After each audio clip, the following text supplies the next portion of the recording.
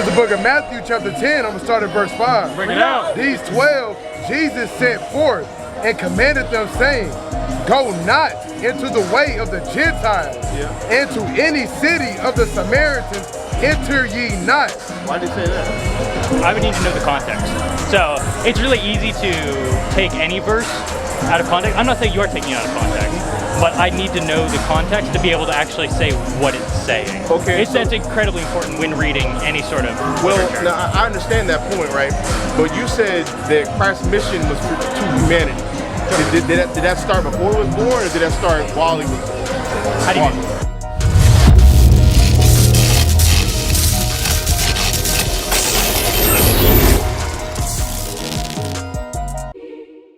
So y'all gave me something today.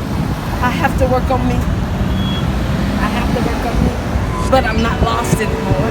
We came from roaches on the floor, a notice on the door, baking soda in the jar, but now we focus on the law. It's like soap up in a cloth, the way it's soaking and it wash. It's something like good dope, cause it's potent and it's raw. I used to post up out of store, work stashed behind the door. Everything I had was pure, so fiends was coming back for more. The Most High opened my eyes, and then I seen that I was flawed. Now I'm addicted to these laws because they potent and they raw. I was in and out of jail, cause in the streets, yeah, I was lost. Trying to be like all the hustlers, they don't tell you it's a cause.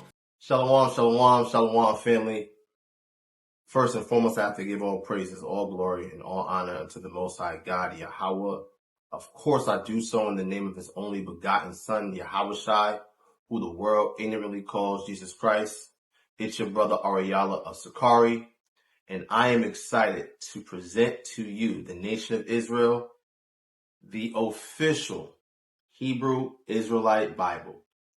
Now, this has been the culmination of 4 long years of hard work, and it is available for purchase at HIBofficialzion.com. Get yours today. Fair enough. I'm just, what's up with you? I was just curious what's going on. So, I haven't been over here. So, it's interesting. Where are you from? I'm over in Fort Worth usually. So I live over down a little bit for college.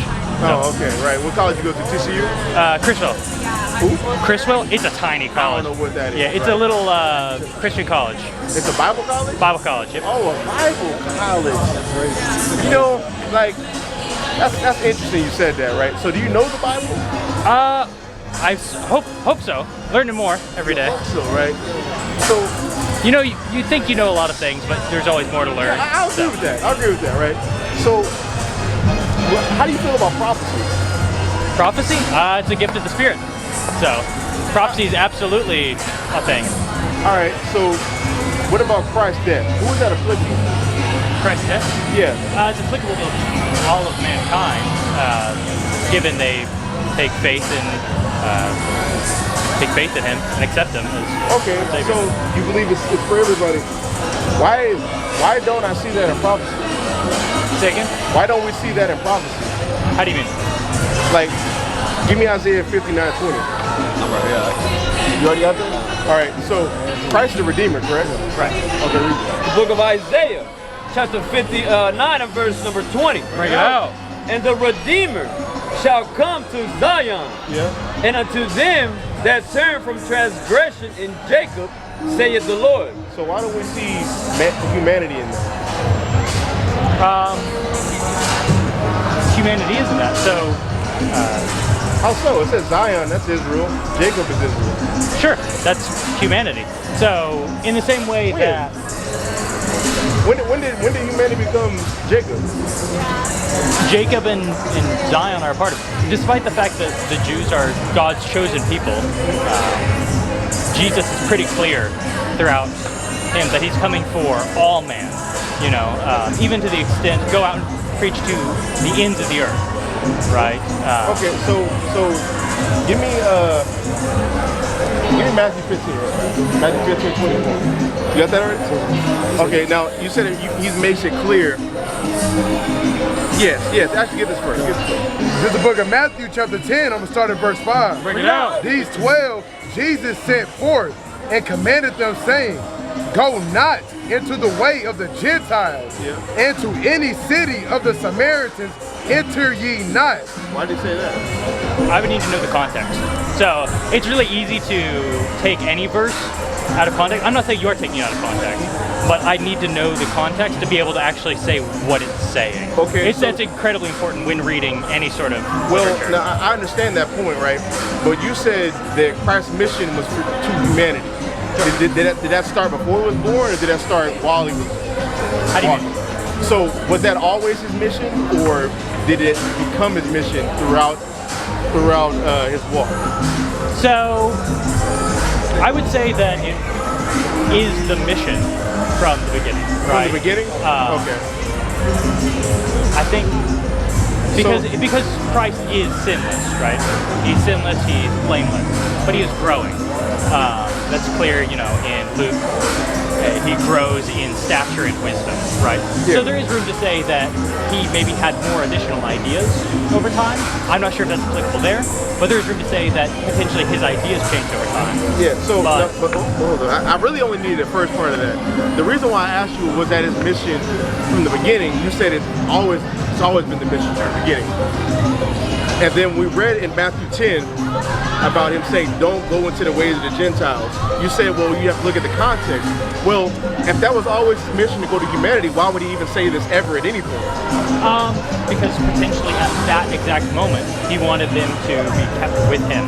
So Matthew 10 is not too far into the book. That's rather the relatively middle of the book or early on in the book.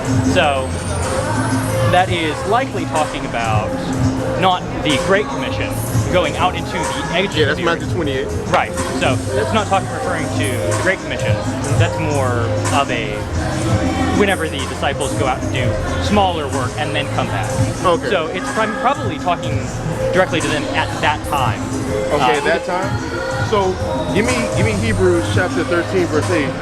Now, have you read Hebrews 13 verse 8? I'm not good with numbers, so okay. I may have, but I don't know it by heart.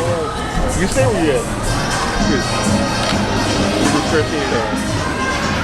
This is the book of Hebrews chapter 13 and verse 8. Bring it out.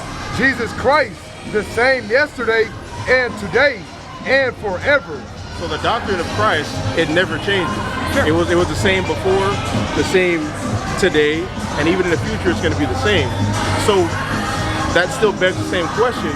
If his mission was always for humanity from the jump, why would he go in Matthew chapter 10 to say don't go to the way of the Gentiles?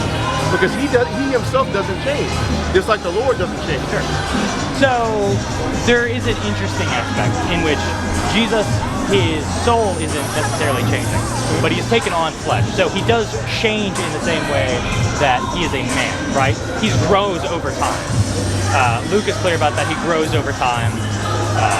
He's not the same ever present at all moments in the same way the Father was, or before he took on flesh. Okay, right? can you read that next verse in Hebrews? Come, verse 9. Be not carried about with diverse and strange doctrines, for it is a good thing that the heart be established with grace, not with meats which have not profited them that have been occupied therein. Okay, so what's happening right here in Hebrews at this time, they're talking about the doctrine of Christ literally. Like the doctrine of Christ doesn't change, and don't be carried away into diverse different doctrines, right? Yeah. So if his doctrine doesn't change, how can you say it changes? I'm not saying his doctrine changes. I'm saying as a man he grows. I'm not saying his doctrine has ever changed. In Matthew, there's a difference there, right? So there's a difference between saying don't necessarily at this moment in time don't go into these areas, and saying never do these things, right? I can't think of another example exactly right now. Matthew 15. So let's read this, right? I want to show you something. Because I disagree with that based off of Christ's own words everywhere else in the text. And I'm going to show you what I mean by that. Get that in Matthew 15. This is the book of Matthew, chapter 15, verse 24. Break it out. But he answered and said, I am not sent, but unto the lost sheep of the house of Israel. So Christ out of his own mouth says, I'm not sent, but unto the lost sheep of the house of Israel. So he's only sent to the Israelites according to his own words. And that would make the prophecy agree when we read in Isaiah 59, verse 20, the Redeemer shall come to Zion and to those who turn from transgression and Jacob. So I can't believe that he's going to everybody if he himself says he's going to Israel. And then, watch this, read this. It's the book of St. John, chapter 6 and verse 38. Bring it out. For I came down from heaven not to do mine own will. So he's not growing. Everything that's happening with Christ and what he's teaching, he's getting it from the Father. Watch this. Sure, absolutely. For I come down from heaven not to do mine own will, but the will of him that sent me. Yeah, the will of him that sent me. I don't disagree with that at all. So, okay, so that means the Lord and Christ have to have the same mission, correct? Yeah, I don't think his mission changes at any point. So when I say he grew as a person, I don't necessarily mean that his mission changed over time. I don't believe it did. I'm saying you might be able to carry out the same mission, but do slightly different things at different points according to, I mean, just good wisdom. Then that can't be the same mission. Like so let's say it like this, right? In Matthew 15 verse 28, he says, I only come to the lost sheep of the house of Israel. And he's not coming to do his will, he's coming to do the Father's will. That says Israel, and then you say humanity. These are two different things. So I am curious. Can I ask you a question? I mean, could you deal with that? Then you could. I don't necessarily have a great answer for you this second. Okay. I mean, I haven't thought about this. So how do you interpret the Great Commission, and then especially things like Cornelius, right? A Roman Gentile who then is saved, who is brought into the faith post Jesus' departure. So you're talking about Matthew 28 and then Acts 10? Say again? I said, so you're talking about Matthew 28 and then Acts 10? You said Great Commission, that's Matthew 28. Acts 10 is Cornelius. Yeah. So go to Acts, give me Matthew 28. Give me Acts chapter 2, verse 19. This book of Matthew chapter 28 verse 19. Bring it out. Go ye therefore and teach all nations, baptizing them in the name of the Father and of the Son and of the Holy Spirit, teaching them to observe all things whatsoever I have commanded you, and lo, I am with you always, even unto the end of the world. Amen.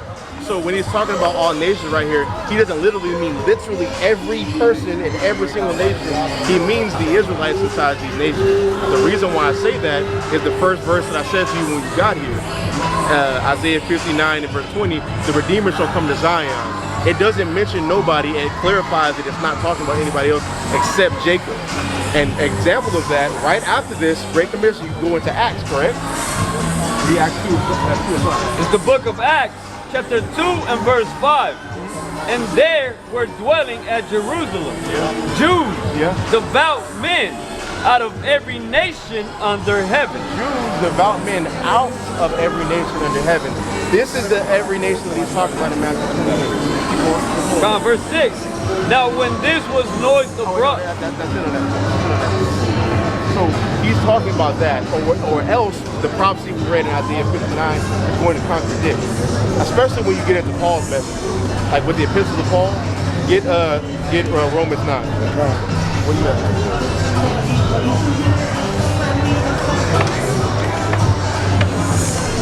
Hold it. Get Romans 9. This is the book of Romans chapter 9 from the top. Bring it out. I say the truth in Christ, I lie not. My conscience also bearing me witness in the Holy Spirit, that I have great heaviness and continual sorrow in my heart. Hold on, friend. Yakima, did you get him a card?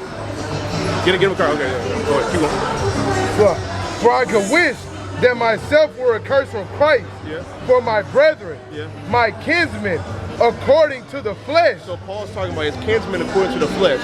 Paul's a Jew, right? So, well, all of humanity lives in the flesh. So, but he said his kinsmen according to the flesh. That seems a lot more like it's talking about according to the burden of the flesh, i.e. sin. Right? Kinsmen according to the flesh. Read the next part.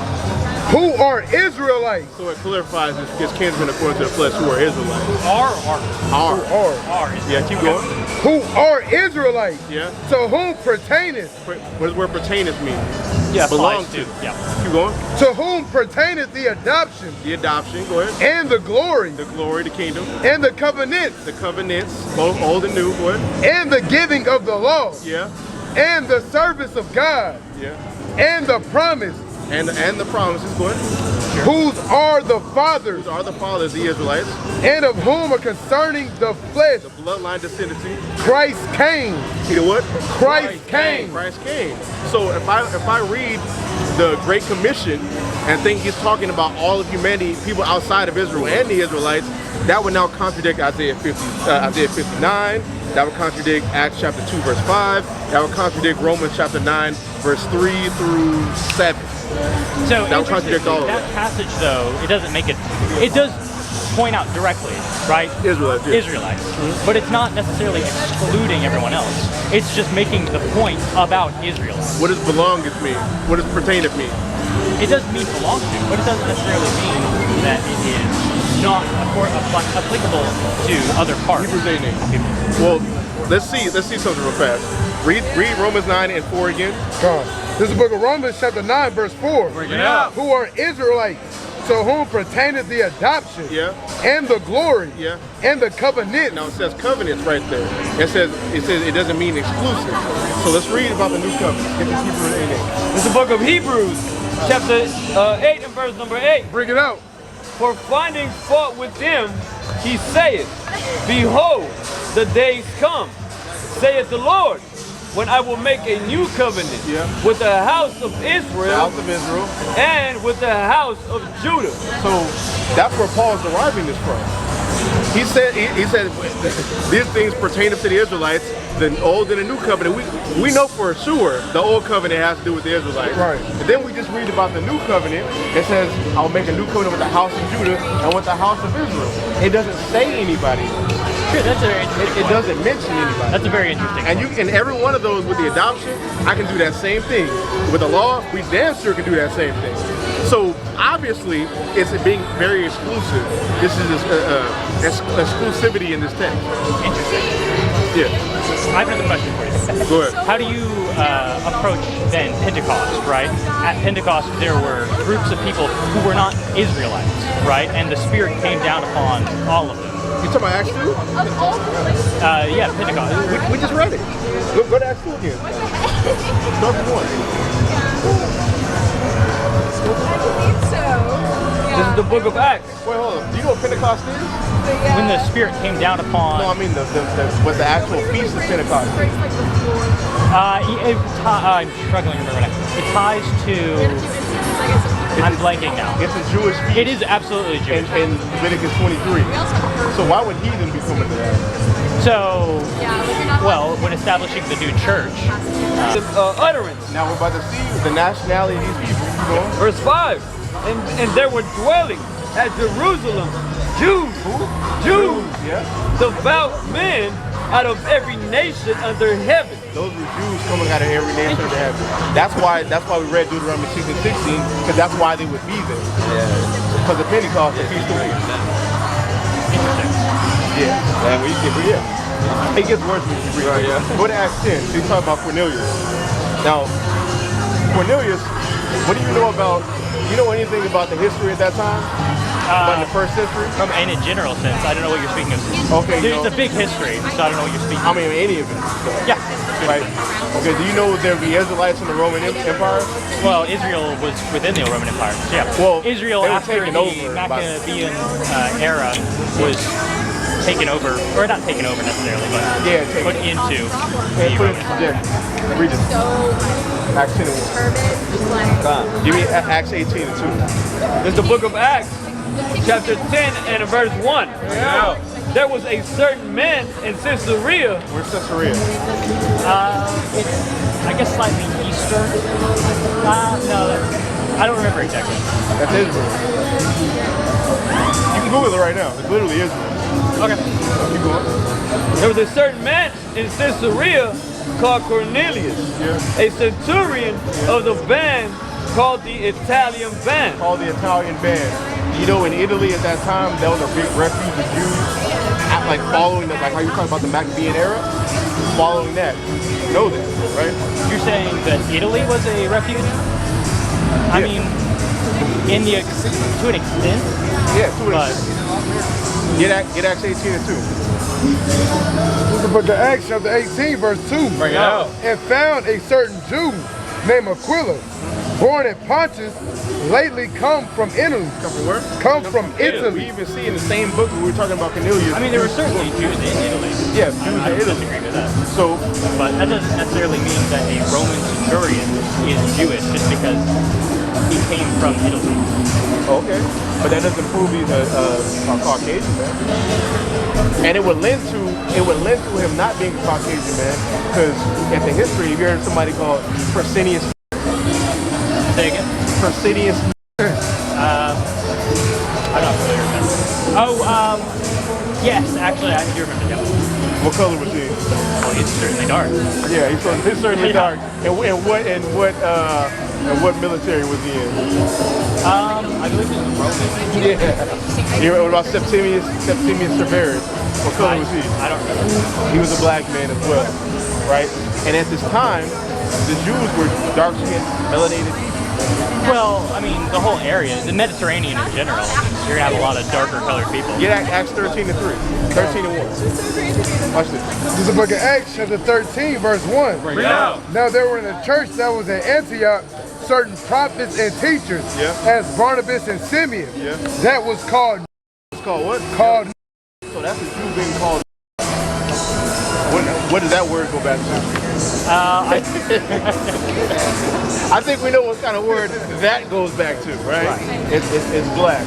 So I already mentioned Septimius Severus, Persinius, people who were notable figures in the Roman army, or really just the Roman Empire just in general, right? So why would I believe in Acts chapter 10 that Cornelius is a non-Israelite when it says he's from Caesarea, from Italy, where we know Jews were located at, and he's part of the Roman Empire. Like I have no reason to believe he's not Israelite. I guess this is all leading up. I just want to know what is your exact doctrine? I'm just curious. So What is my exact doctrine? Yeah. So I can't stay for that much longer. I do have stuff to go do. So I just want to get the laydown before I begin. The laydown, the quick laydown is like the Blacks, Hispanics, and Native Americans. We the real Israelites. That's right. The stuff that happens to us specifically about, like, let's talk about chattel slavery, right? That was something that you would see happen to the Israelites. It says the Israelites would be in prison houses in Isaiah 42. It says Israelites would be taken from their land on slave ships and brought to another land and sold there. That's starting to sound kind of like our experience specifically, right? So we also see in Revelation chapter 2, there would be somebody calling themselves Jews and really are not, right? You look over there in Jerusalem, every single year they have in Tel Aviv a big homosexual LGBTQ festival. That's obviously observable. Do you know what happens when Israelites sin in their land? I'm assuming you're referring to a specific thing. So I mean, like when the Israelites sin in their land, like anywhere in the Bible, when you see Israelites sinning, what happens to them? Oh, well, there's typically some sort of payback. Not payback isn't the right word, but there is action for a reaction. Right. A reaction requires a reaction, right? They get kicked out of their land, they get exiled. Yeah. They've been doing that for it's got to be decades now. Why have they not been getting paid back? I mean, it's either God's not real or they're not the real Jews. That's Right. Right. That's the only two. That's the only two.